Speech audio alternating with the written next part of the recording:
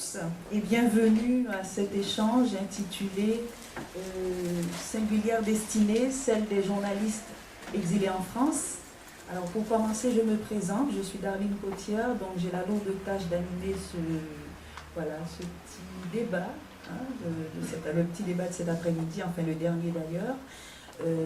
Je suis la directrice de la Maison des journalistes, donc une structure unique au monde qui accueille et accompagne des journalistes exilés en France. Alors cette maison a pu accueillir Youssef Zirem dans le passé, donc Youssef qui est journaliste et écrivain exilé en France. Il a été accueilli par la Maison des journalistes en 2006, mais il est arrivé en 2002 en France, donc il va vous parler de son parcours d'exil et de son œuvre, hein, puisqu'il a écrit plusieurs recueils de poésie et aussi des romans. Donc son tout dernier s'intitule La porte de la mer. Et il a écrit aussi, donc voilà, j'ai une petite préférence pour ce recueil, donc Le Semeur d'amour, on va en parler tout à l'heure. Dans le monde des journalistes qui prennent souvent des risques pour nous informer, pour nous parler, pour nous dire la vérité, pour nous parler de nos dirigeants, donc des journalistes qui mettent la plume dans la plaie et qui ont été persécutés, poursuivis dans leur travail. Donc c'est le cas de Youssef Zirem qui a dû fuir son pays pour échapper à la répression. Donc il va vous parler de son parcours. Donc il est algérien. Donc souvent dans les pays où voilà, il y a une dictature qui règne, où la liberté individuelle n'est pas respectée, la liberté d'expression n'est pas respectée. Donc les journalistes, ils payent de leur vie parce que certains sont morts, certains sont menacés, pourchassés, il y en a qui sont en prison. Je s'adresse à Youssef. Et est-ce que vous vous considérez comme quelqu'un qui a une singulière destinée parce que vous êtes un journaliste exilé? Bonsoir Darline, bonsoir tout le monde. Non, je ne pense pas. Hein. L'exil aujourd'hui est malheureusement commun. Hein. On peut dire que tous les terriens sont en exil. Hein. Dès qu'ils naissent, il y a quelque chose. Donc l'exil, c'est déjà le démarrage de la vie. En revanche, effectivement, en tant que journaliste dans les systèmes autoritaires, ce n'est pas évident d'exercer ce métier. Hein. Mais il ne faut pas croire aussi que la liberté de la presse existe même dans les pays dits démocratiques. Hein. Il y a des entraves à la liberté de dire, d'écrire dans tous les pays du monde, sans exception. Moi, j'ai quitté mon travail d'ingénieur en pétrole en Algérie. J'ai démissionné de la Sonatrach, le plus grand groupe pétrolier algérien, pour devenir journaliste après les tragiques événements d'octobre 88. Parce que d'abord, j'aimais écrire, mais parce que je rêvais de démocratie, et à ce moment-là, cela nous semblait possible. Malheureusement, tous ces rêves de démocratie, de justice sociale, de liberté se sont volatilisés. Ils se sont volatilisés parce que le système algérien est autoritaire. Les gens qui prennent le pouvoir en Algérie sont là depuis l'indépendance algérienne en 1962. Mais aussi, ce système est là parce qu'il est soutenu par les démocraties occidentales. Donc, il est bien beau de critiquer les dictatures du Sud, mais les pays du Nord ont une énorme responsabilité dans ce qui se déroule dans les pays du Sud. Ça, c'est une petite parenthèse. L'exil est dur parce qu'il est souvent double aussi. Parce qu'en réalité, quand on passe après une longue période d'exil et on revient chez soi, parmi les siens, on se rend compte qu'on est encore plus exilé chez les siens qu'ailleurs. Parce qu'il s'est passé du temps, parce que certains vont vous reprocher votre lâcheté d'avoir quitté le pays natal, d'avoir été ailleurs. Et puis, il y a un décalage, et ce décalage est irrémédiable. Mais moi, l'exil, je l'ai supporté parce que, d'abord, j'aime beaucoup la France. J'aime beaucoup Paris, je suis même amoureux de Paris. Et je le dirai toute ma vie, cette ville m'a accueilli et elle m'a permis d'être moi-même. Elle m'a permis d'avoir du recul sur la vie, sur l'existence, sur les petites choses de la vie. Et c'est à Paris que j'ai compris que chaque jour est un miracle qu'il faut saisir au vol. Chaque jour est un morceau d'éternité. Et c'est à Paris que j'ai continué à écrire. Et donc, j'ai publié déjà beaucoup de livres à Paris et j'en suis ravi personnellement. Et mes livres sont d'une façon ou d'une autre estimés par les uns et les autres, même s'ils sont boycottés par les médias en général, parce qu'ils sont très, très critiques par rapport au régime algérien. Donc, mon dernier roman s'appelle La Porte de la Mer. Il vient de sortir aux éditions Intervalle. Et c'est une femme qui prend la parole et qui raconte son histoire. Ce roman est tiré d'un fait divers véridique. Donc cette femme, elle a été violée par son propre père, émir islamiste. Elle va avoir un enfant, elle va essayer de garder son enfant. Elle va aller à l'université sur les hauteurs d'Alger. Elle va se prostituer parce qu'il faut faire vivre ses deux frères moins âgés qu'elle. Et là, elle va connaître un peu les milieux de la nuit et elle va découvrir la nature du régime algérien. Elle va rencontrer un diplomate français dont elle va s'amouracher, elle va venir à Paris et là, elle va découvrir aussi que tout n'est pas possible aussi, y compris à Paris. Voilà un peu ce que raconte ce roman, La Porte de la Mer. Dans le précédent, L'homme qui n'avait rien compris, qui était sorti chez Michelin, je cite nommément Madame Danielle Ohayon et Monsieur Philippe Spinault, c'est eux qui ont fondé la Maison des journalistes. Donc c'est cette structure qui a aidé beaucoup de journalistes de par le monde. Elle m'a aidé moi-même, j'ai séjourné en 2006. Et donc dans L'homme qui n'avait rien compris, c'est un Parisien qui prend la parole, qui raconte sa vie, et ce Parisien est berbère et il est juif. Vous savez, l'histoire de l'Afrique du Nord, elle est très riche, mais le système autoritaire actuel l'a réduite. Hein. Donc ce système a peur de cette histoire millénaire très riche. Hein. L'Algérie est un pays berbère, ce n'est pas un pays arabe. Bien sûr, l'arabe existe, l'arabe est une belle langue, c'est une belle culture. Mais les populations autochtones majoritaires, que ce soit au Maroc, ou en Algérie, ou en Tunisie et même en Libye, ce sont des populations berbères qui ont été païennes, qui ont été juives, qui ont été chrétiennes et qui sont devenues par la suite musulmanes. Saint Augustin, l'un des pères de la chrétienté, est berbère. Beaucoup de gens ne le savent pas. Voilà ce que je peux dire pour ma première intervention. Donc ça me permet justement de partager avec vous un extrait d'un texte de Youssef Zirem, donc publié dans ce recueil, donc Le Semeur d'amour, où il parle justement de l'exilé. Youssef, tu veux bien le lire ce passage? Alors ça c'est dans Le Semeur d'amour, c'est des petits textes. Hein. C'est des petits textes que j'ai écrits, mais alors là totalement dans les bus parisiens. Voilà. Donc je me balade à Paris, dès qu'une idée me tombe, je mets ça dans un petit carnet. Alors ça s'appelle Les zéphyrs qui chantent la vie. Partir, c'est mourir un peu, dit-on. L'exilé cherche le bonheur, mais ce dernier le fuit. Et pourtant, il faut toujours s'accrocher et combattre, se souvenir du meilleur et croire à l'amour. Et pourtant, le meilleur ne revient pas tout le temps.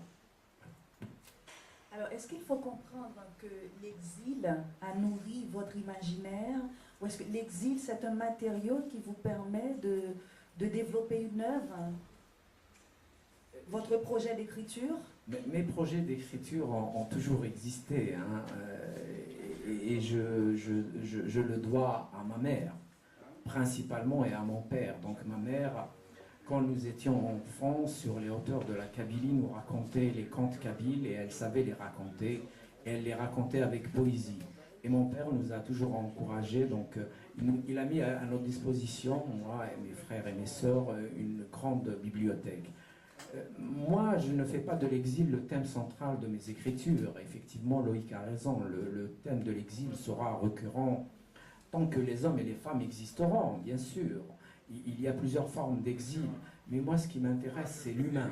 Donc, j'écris des histoires pour raconter les énigmes du temps qui passe, de l'amour qui finit, de l'inconnaissable, de toutes ces choses-là qui nous dépassent. Je raconte des histoires dans mes romans, mais je crois comme Camus que le roman n'est qu'un prétexte pour développer une philosophie, pour dire des choses, pour s'exprimer, pour raconter toutes les injustices du monde aujourd'hui, pour dénoncer peut-être aussi ces systèmes autoritaires, encore une fois soutenus par les grandes puissances. On nous parle aujourd'hui de Daesh. Savez-vous qu'est-ce que c'est que Daesh? Est-ce qu'aujourd'hui les Américains ne peuvent pas détruire Daesh? Bien sûr qu'ils le peuvent le détruire. Mais pourquoi ils ne le font pas? Voilà, toutes ces questions. C'est un autre débat. Oui, oui, bien sûr, bien sûr. Mais c'est en rapport avec la littérature. La littérature raconte tout ce qu'on peut dire sur l'existence humaine. Donc pour vous, c'est une nécessité. Donc l'écriture, c'est une nécessité plus qu'un acte militant. Peut-être. Pour connaître la suite, vous savez ce qu'il vous reste à faire. Donc avant de vous passer le micro pour vos questions, donc je vais demander à Youssef, donc il va nous lire un passage de son dernier bébé. En réalité, je n'aime pas vraiment lire des passages parce que les passages ne disent pas le livre en vérité. Hein. Bon, mais, et comme je disais tout à l'heure que ce livre racontait aussi une réalité qui est souvent méconnue en France des régimes autoritaires, je vais vous lire un petit passage. Alors, pardon? Non, c'était pas ça. Alors, la charte de l'impunité ne se souciait ni de la vérité, ni de la justice, ni de la réparation des dégâts humains. Aucune enquête sérieuse n'avait été diligentée sur les milliers de cas de disparition forcée reconnus officiellement par l'État. Les barbus et les militaires pouvaient désormais dormir tranquilles après tant de morts et tant de viols. C'était un beau résultat pour ces partisans de la violence. Et ce n'était pas fini. Les barbus sortaient gagnants d'un processus où ils avaient été dans bien des cas des assassins. Ainsi, ceux qui avaient du sang sur les mains étaient désormais libres. Ils recevaient même des aides financières pour monter des affaires quand on ne leur trouvait pas de travail. Les familles des victimes civiles n'avaient qu'à garder le silence, puisqu'il était légalement interdit de parler de ce qui s'était passé.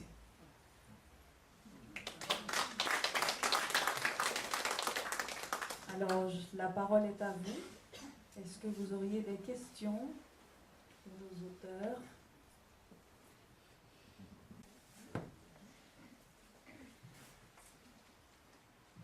Bonsoir tout le monde. Moi, je voudrais d'abord demander à Youssef, est-ce qu'une fois exilé en France, le journaliste reste libre et peut voyager un peu partout dans le monde et s'exprimer en toute liberté, ou est-ce que sa liberté se confine en France?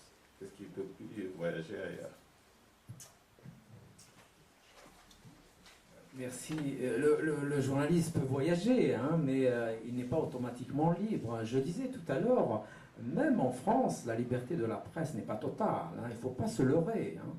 Il y a des lobbies, il y a des sélections, il y a des copinages qui évitent beaucoup de discours d'être écoutés, qui évitent beaucoup de réalités d'être connus. Merci. Je peux juste rajouter une petite précision par rapport à un aspect de la question.